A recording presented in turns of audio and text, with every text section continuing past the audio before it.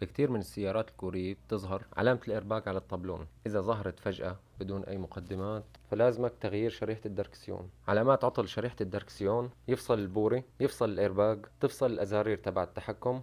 اليوم راح نتعلم تغيير شريحة الدركسيون. لا تنسى الاشتراك بالقناة. نبدأ بفك كبسولة الإيرباك.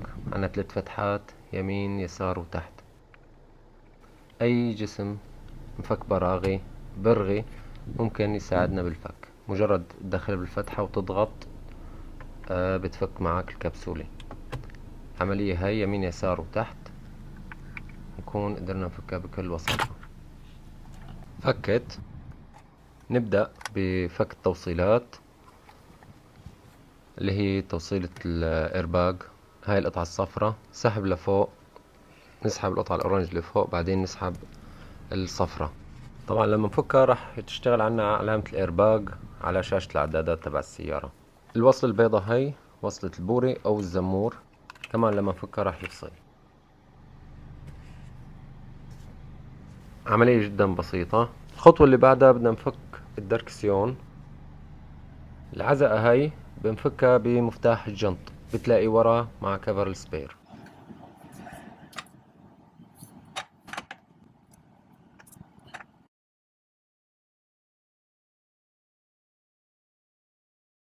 أهم خطوة هلأ قبل ما تسحب الدركسيون إنك توزنه تمام، مشان لما ترجع بدك تركب الدركسيون مرة تانية ما تختلف معك ميزانية السيارة، تكون تمام مثل ما فكيت مثل ما ركبت.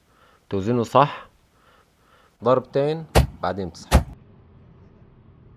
المفروض يكون عليه ستيكر أصفر لكن وقع بعد فترة لحاله بفك. هاي عملية تبديل افتراضية لشريحة الدركسيون. هاي شريحة الدركسيون، وعنا الهاوسينج بدنا نفكه. عنا 3 براغي يمين يسار وتحت.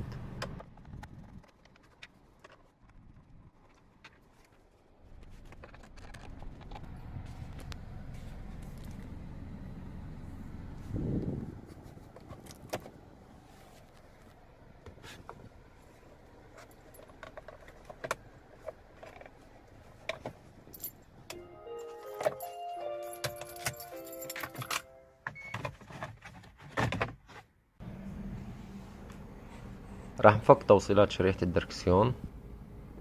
في عنا الوصلة الصفراء، والجهة اليسار في وحدة لونها أبيض.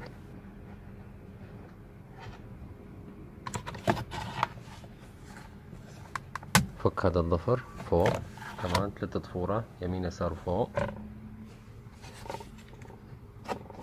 سحب بسيط ما يحتاج أي شيء.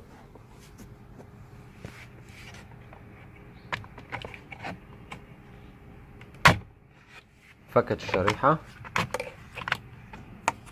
هلا بالنسبة لطريقة فك، عنا الوصلة البيضاء تكبس الضفر بعدين تسحبها، أما الصفرة لا، بنفس الاتجاه اللي بدك تسحبها فيه الضفر بتسحبه معاها، مش كبس. مثل ما شايف سحب لورا وبتسحب الوصلة بعدين.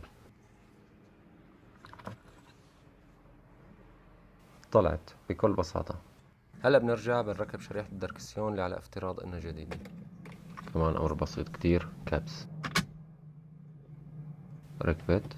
بالنسبة للتوصيلات ايضا كمان كبس.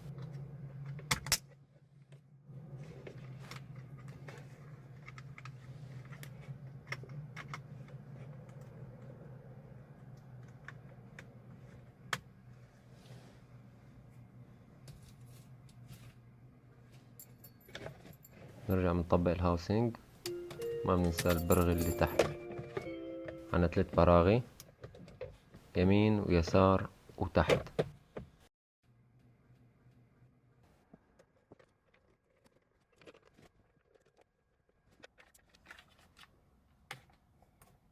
ركب طارة على نفس الوزنية اللي انت فكيت فيها. هاي اهم خطوة، نفس الوزنية اللي فكيت فيها الطارة ترجع بتركبها.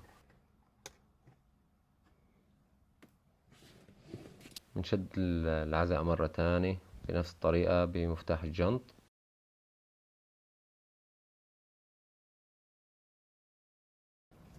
مركب كبسولة الإيرباج، توصيلة الإيرباج مثل ما شايفين. وصلة البوري اللي لونها أبيض.